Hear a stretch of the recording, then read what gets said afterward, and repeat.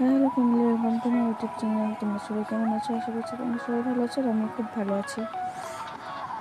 তো দেখো, আমি স্নান ধান করে ভিডিও করছিলাম, আর দেখে মনে হচ্ছে আমি স্নান করছি, কারণ অনেক গরম ছিল, সকাল থেকে লাইন ছিল না। আর ওইখানে দাঁড়িয়ে দাঁড়িয়ে গাড়িগুলোকে ছুঁড়ে ফেলছে, আরও কোনো কাম নেই। আমি বলছিলাম সকাল থেকে কারেন্ট নেই গাইস, পরে আসবে কিনা সেটাও জানি না। আর এটা শনিবারের ভিডিও ছিল, তো শনিবার তোমরা নিরামিষে খাই, তাই সকালে পনির নিয়ে এসেছিলো দুধলা, তো পনির নিয়ে নিয়েছিলাম। আর পটল আলু দিয়ে পনির করবো, আর আমার মা না পনির খেতে চায় না, জানি না কেন, ভালো পায় না। আমাদের পুরো পনিরটা অনেক কম চলে, আমার দাদাই ভালো পায় অল্প, আর আমরা কেউ এত ভালো পাই না। তো দাদা তো কামে, তারপর আজকে নিয়ে নিয়েছিলাম, কারণ শনিবার, আর শনিবারে কী রানবো এমন মনে হয়, তো তার জন্য নিয়ে নিয়েছিলাম। আর কি মিষ্টি কুমড়োর ডাঁটা, ডালের বড়ি দিয়ে সবজি হবে, আর কিছুই করিনি। কারণ আমের টকও ছিল, কারণ গাছের থেকে না হাওয়াতে অনেক আম পড়ে যাচ্ছে, তাই আমের টকও করেছিলাম। আর এখানে আমি টমেটোটা পেস্ট করতে পারিনি, আজকে লাইন ছিল না যেহেতু, তাই পেস্ট করতে পারিনি। তো অনেকে না পনিরের সবজিতে আদা দেয়, বাট আমার ভালো লাগে না, তাই আমি আদা কোনোটা দিই না, আমার এমনিই ভালো লাগে, তাই সিম্পল রান্না করো সেটাই ঠিক আছে।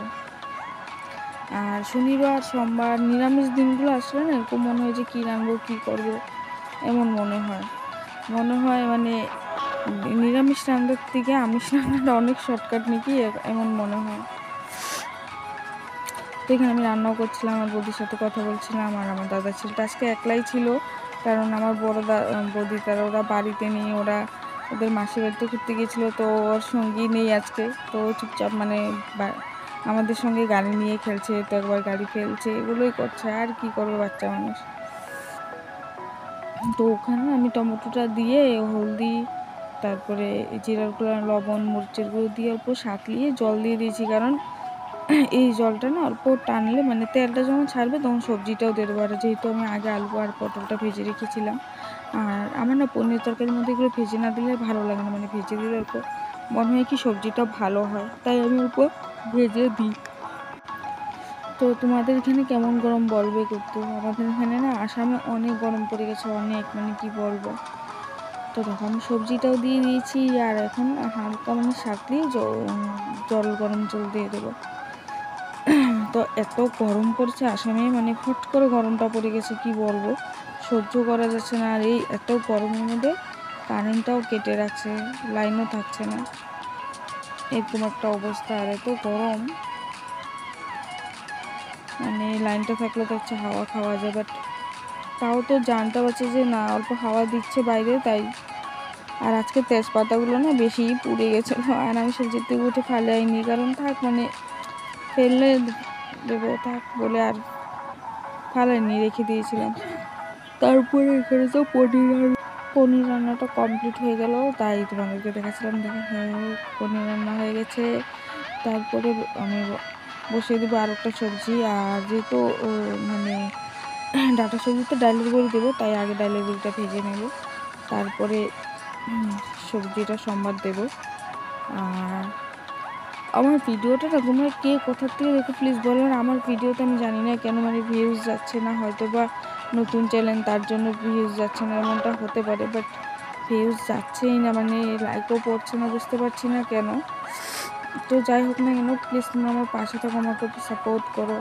দেখো একটা ভিডিও কষ্ট করে করার পর যদি ভিডিওটাতে হ্যাঁ এটা সময় লাগবে, যে লাইক কমেন্ট করতে বা ভিউজ আসতে সময় লাগবে মানছি, বাট এক দুটো যদি লাইক কমেন্ট না পড়ে তখন তো খারাপ লাগে না।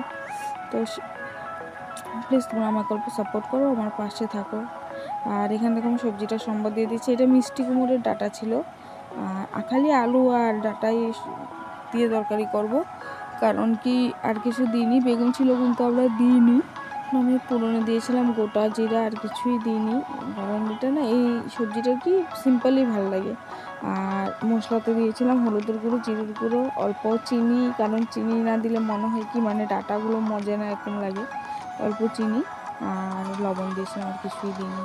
তো এখানে সবজি দেখো আমার কষে গেছে, আর আমি গরম জলের সাইডে করিয়ে রেখেছি সবজিতে। তার জন্য আমি সবজিতে ঠান্ডা জল দিই না অনেক কম, কারণ ঠান্ডা জলটা দিলে মনে হয় কি ফুটতে অনেকটা মানে সময় লাগে, আর সবজিটাও না একটু পাইংচা পাইংচা লাগে, তাই আমি ঠান্ডা জল দিই না, সবজিতে গরম জল করে দেওয়ারই চেষ্টা করি। আর রান্না মানে আজকে না কাম সকালে অনেক জলদি শেষ হয়ে গেছিলো, 9টার মধ্যে, যেহেতু কারেন্ট ছিল না সবাই জলদি ঘুমোতে উঠে গেছে।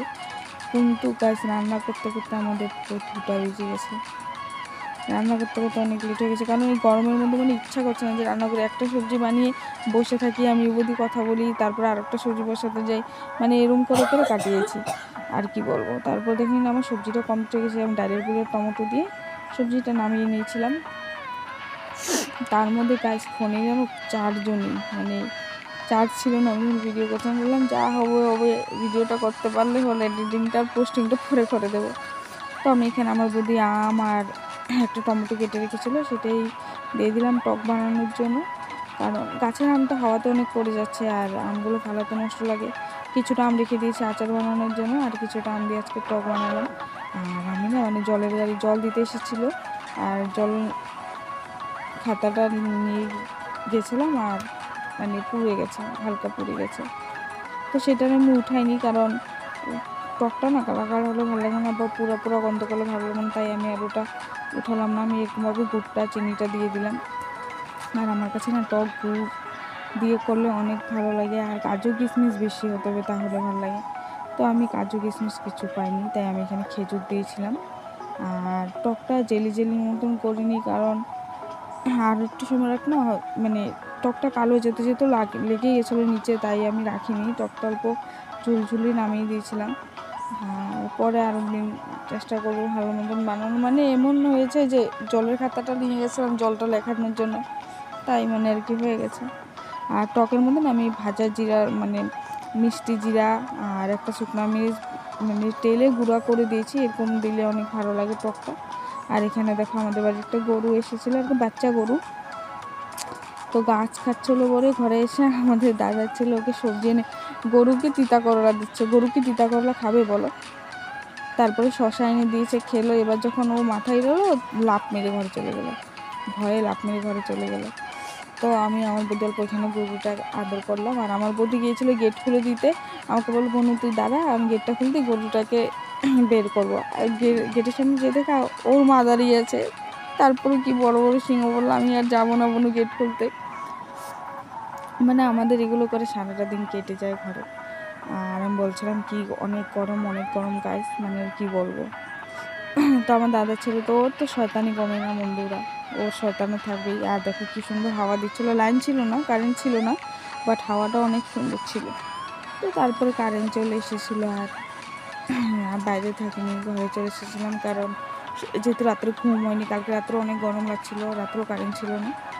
তো বন্ধুরা আমার ভিডিওতে যদি কিছু ভুল টুটে যায় প্লিজ তোমরা আমাকে মাফ করে দেবে, আর প্লিজ তোমরা আমার পাশে থাকো, আমার ভিডিওটা ভালো লাগলে লাইক কমেন্ট শেয়ার করে দেবে, আর চ্যানেলটা সাবস্ক্রাইব করে দেবে। ওকে বলছিলাম বাবা টাটা দে, তো গাইজ বাই।